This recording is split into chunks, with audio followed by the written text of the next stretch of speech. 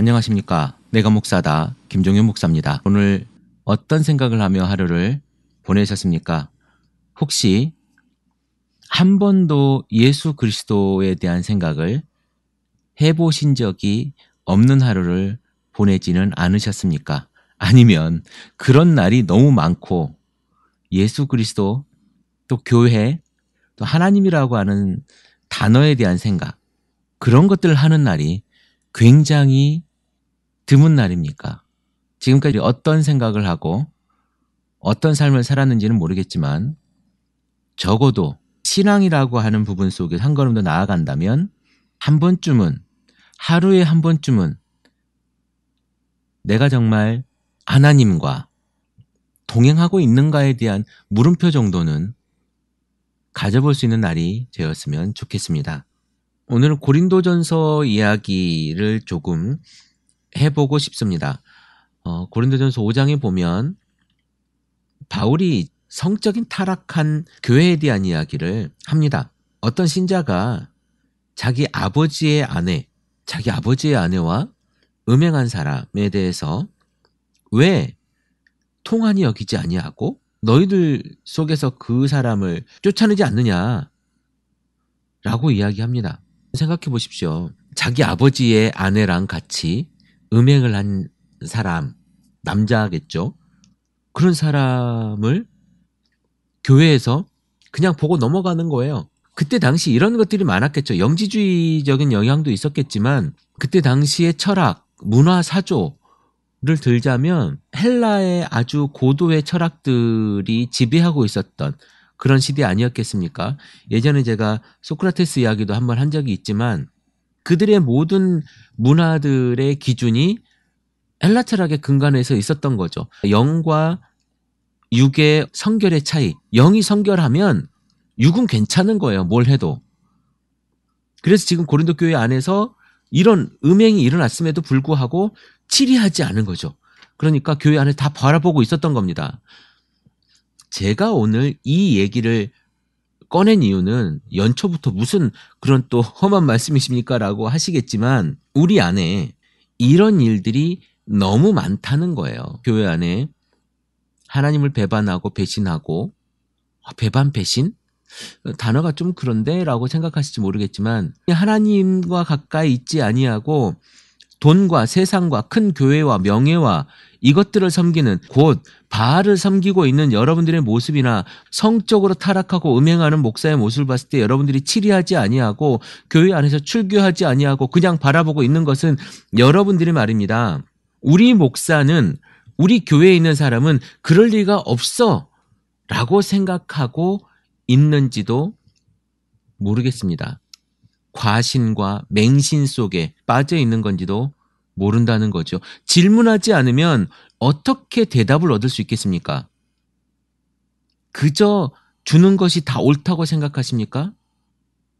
질문하지 않으면 본질을 볼 수가 없는 거예요. 여러분들 질문하십시오. 왜 우리 이러고 있지? 왜 저 말이 우리는 다 맞다고 생각하지? 왜 저의 행동에 대해서 우리는 아무런 라고 스스로에게 질문을 던지십시오. 우리가 가지고 있는 이런 목회자와 또는 교회에 대한 맹신을 우리는 이제는 좀 버려야 되지 않겠는가라고 하는 생각을 제가 해봅니다. 그래서 정화는, 깨는 것은요, 예수 그리스도가 성전에서 그 오랜 시간 동안 물건 파는 자들, 돈 바꾸는 자들이, 그리고 거기에서 세금 받는 자들에게 길들여져 왔던 그것을요, 예수님은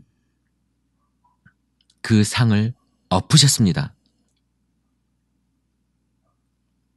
아닌 것은 아니라고 이야기할 수 있고, 예수님이 그걸 엎은 것은요, 하나님에 대한 질문부터 시작을 했던 거죠.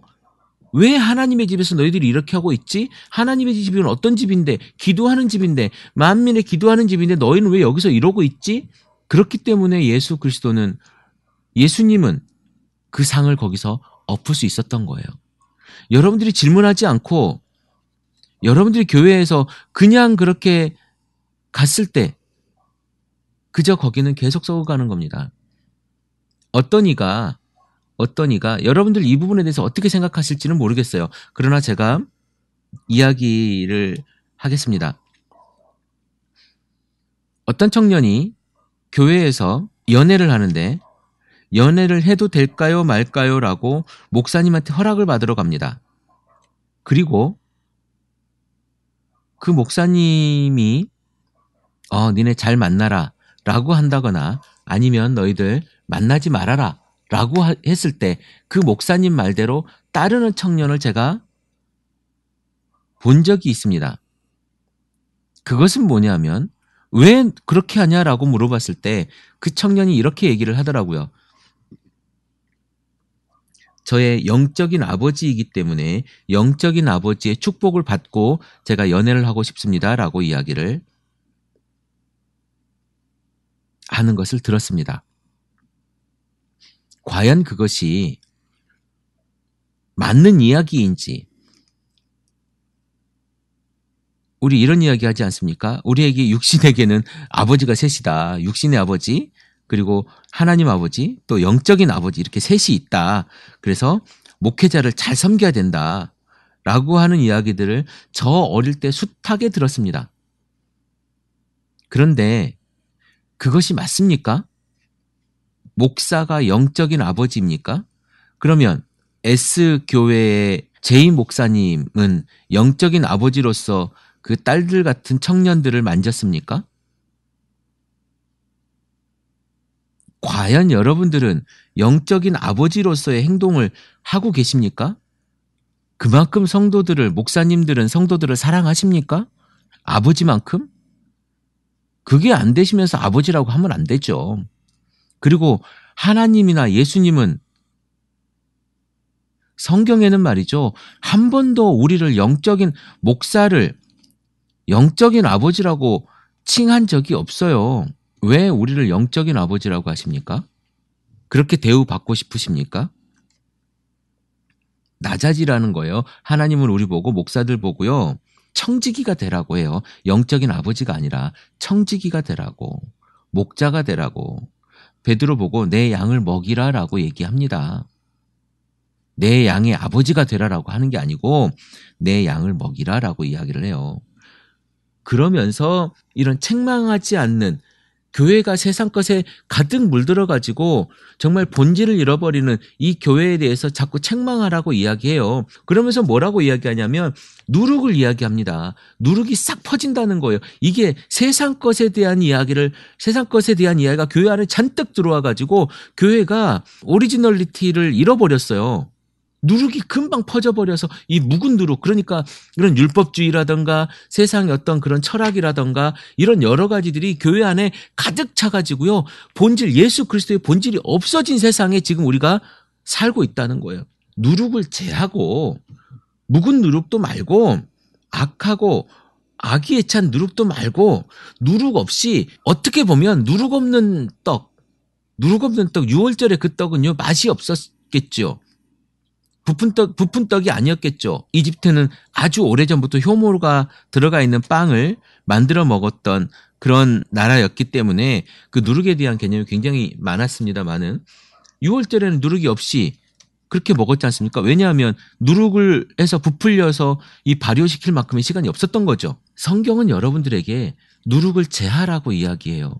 세상에 대한 지식으로 교회를 만들지 말고 교회에 성경과 잘못된 방향, 반대되는 방향으로 나아가는 이들에게 이제 배교한 이런 목사와 교인들에게요, 출교시키라고 이야기합니다.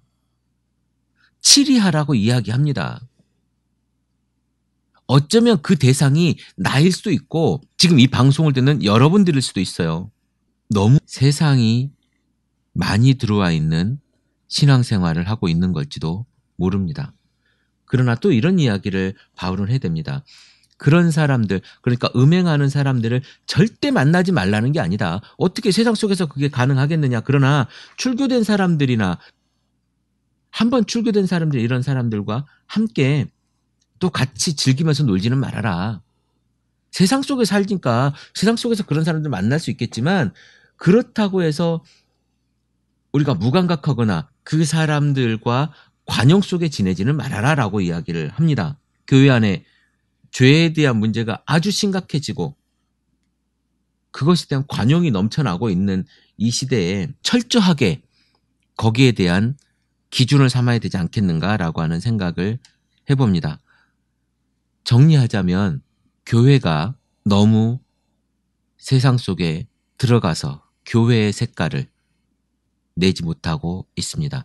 밀가루가 너무 누르게 부풀어져서 밀가루 본연의 색깔을 내지 못하는 그러한 모양이고 있다는 겁니다. 이제 누룩을 재해내고 밀가루의 색깔로 온전하고 진실하고 깨끗한 떡으로 교회 안에서 건강한 신앙생활을 해냈으면 좋겠습니다. 건강하지 않아요. 일단 교회가 건강하지 않습니다. 교회가 너무 아파요. 죄로 너무 타락했어요. 근데 그것들이 너무 관용되고 그것들이 너무 교회에서 인정돼요.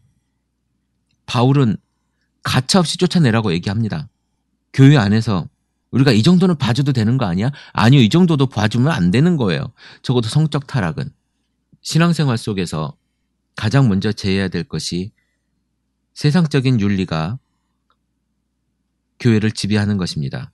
또 하나, 교회법이라고 하나님의 법이라고 이야기하는 율법주의가 교회 안에 가득 차 있는 것 또한 경계해야 됩니다. 심각하게 경계해야 되겠죠. 그것으로 구원에 이른다라고 생각하는 그런 생각도 제해해야 되겠죠. 하나님께서 성경 가운데 이야기하는 그 본질이 과연 무엇인지 우리가 잘 파악해내고 그 속에서 누룩을 제한 빵처럼 아주 깔끔하고 담백한 그리스도인으로서 살아갈 수 있었으면 좋겠습니다. 여러분들이 남겨주신 댓글과 또한 카페에서 함께 해주시는 여러분들의 이야기가 작지만 저에게는 힘이 되고요. 또 그러한 여러분들의 작은 고백들이 2015년을 살아가는 이 한 해 동안 신앙을 성장시켜 줄 수 있을 거라는 작은 희망을 가져봅니다. 한국의 더채플 커뮤니티 서울 그리고 프라하에 있는 더채플 커뮤니티 프라하 지금은 두 개의 작은 공동체로 시작이 되지만 이 더채플 커뮤니티 이 문화가 햇살되어 소금 뿌리기 운동의 가장 근간의 모습으로 세상 가운데 이야기할 수 있는 시간이 또 그런 공간이 많아졌으면 좋겠다라고 하는 생각을 제가 해봅니다. 오늘도 건강한 날 되시고요. 행복한 일이 삶 속에서 많아지기를 기도합니다. 크리스찬TV 내가 목사다 김종현 목사입니다.